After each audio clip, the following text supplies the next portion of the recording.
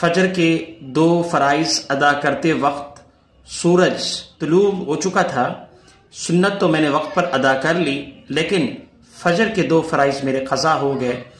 इस सूरत में मैंने ये सोचा कि मैं ज़ोहर से पहले अदा कर लूँगा या सूरज तुलू होने के 10 मिनट बाद। इत्तिफाक से मैंने ज़ोहर की नमाज भी जमात के साथ पढ़ ली और असर की नमाज भी जमात के साथ पढ़ने के बाद याद आया, ओहो फजर की नमाज तो मेरी क़ज़ा हो चुकी है। अब मैं साहिब तरतीब हूँ। इस सूरत में नमाज फजर के 2 फराइज की अदायगी की क्या शक्ल बनती है? या साहिब तरतीब होने की सूरत में नमाज ज़ोहर और नमाज असर दोबारा अदा करनी होगी, या सिर्फ भूलने की सूरत में असर के वक्त सिर्फ फ़र्ज क़ज़ा पढ़ लूँ? देखें, इसकी 2 सूरतें हैं। बिल्कुल आपके सवाल में ही जवाब है।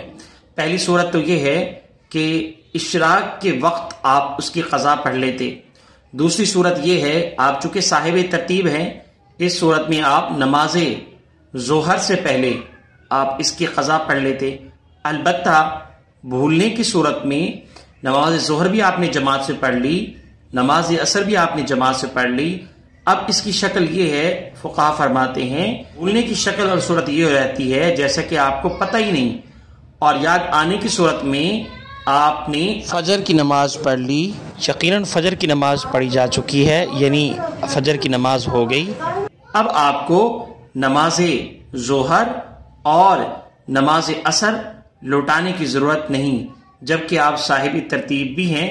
इस सूरत में भी आपको सिर्फ नमाज फजर के 2 फराइज की क़ज़ा पढ़नी पड़ेगी, उस सूरत जब आपको याद आई। वल्लाहु आलम, फजज़ाकुमुल्लाहु खैरन।